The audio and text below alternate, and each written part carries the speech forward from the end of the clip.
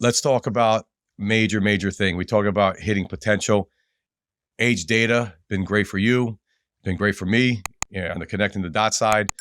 There's only a few months left of this. And this is something that's very important to me because I feel like there's a lot of potential. There's a lot of affiliates. There's a lot of networks. There's brokers they're generating leads every day. There's people generating, I don't know, 10,000, 20,000, 50,000 opt-in compliant leads on a daily basis, right? They're checking all the check marks right now with the way the law is, but they're not doing anything with the data. Maybe they're using it for SMS, maybe they're using it for email, that kind of stuff. But at the end of the day, the payouts on that stuff are so little. You're getting pennies per nominal. record. Yeah, or nominal.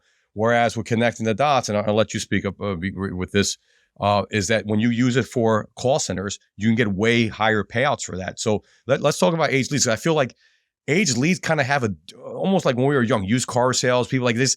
There's a negative connotation to it. People are like, oh, I'm scared to call age leads. And same thing with co-reg. And again, there's people that do this shit the wrong way, right?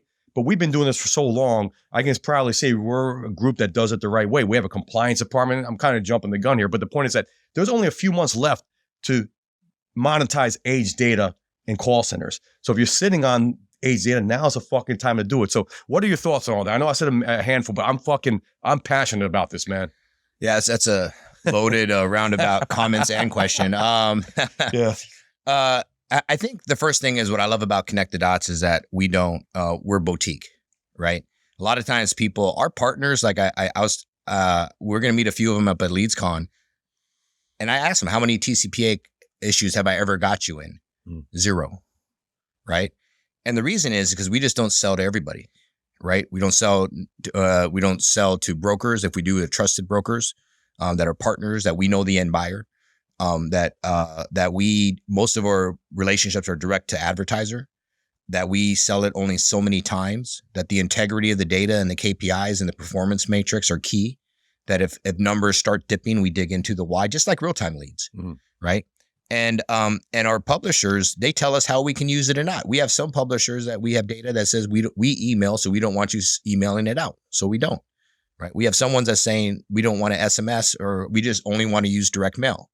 Right. And there's a lot of different ways to monetize data. Data is a very broad term, but yeah, there's a lot more money in it. And you got to think of it like you already spent the money. Let's just say it cost you $10 for a Medicare lead. Right. Now, the idea of it is, and let's say it cost you, and most publishers, it's not sexy. No one wants to talk about it, but you're really working on about 10% EBITDA. Yep. Right. And some days you lose, some days you win. You make $1 million in sales. You really only made $100,000, and you might not get paid by your advertiser, and you may get stiffed. Yeah. And so what happens is, what if I can get an extra 50 cents, $1, $2, $3 per lead in perpetuity, right? What does that do to my marketing campaign? What does that do for the stress of the profits of my company? A percentage or two at those kind of numbers are huge as moving the needle. So for us, what I love about age data, the hard part's already been done. Now it's just a revenue lift for your company. And we do a couple different strategics. We do one or two ways. We buy it all and just say we'll come at a flat fee, whether I sell it or not. And most data we don't ever sell, right? Because people have suppressions, they have whatever. We sell maybe like 30%, I know for sure we don't sell. And it doesn't matter. We still buy it from you. Or we do a rev split. It's coded in our system in perpetuity. Every time that record got monetized, whether it's through email, whether it's through dialing, whether it's our own call center, whether it's through SMS, regardless of the cadence, we're going to pay you out in perpetuity. And so people we have some people that I'm just like, why are we still doing this? I saw a check go out the other day, or an invoice come in for like $16.32. We haven't dealt with the publisher in like 3-4 years. And they didn't even give us a lot of data. And I'm like, why are we still paying them? Well, because it's the right thing to do. That's the agreement. We're going to pay you out in perpetuity, right? Now we do it only if you're a big pub, because I don't want to be dishing out these $16 checks. But it's a huge revenue lift. Secondly, when you talked about the urgency thing, January 25th is on the ticker, right? And I think we have probably until about November to monetize data the way we know it today. And so if times are hard, margins are slimmer, economics are getting harder, more and more people are in the industry, everyone's going after the same verticals in the same space, what would the extra $10,000, $20,000, $30,000 a week do for your business? Absolutely. Right? It's a hire, it's a pivot, it's an R&D initiative. It's to pay a salary during the downtime.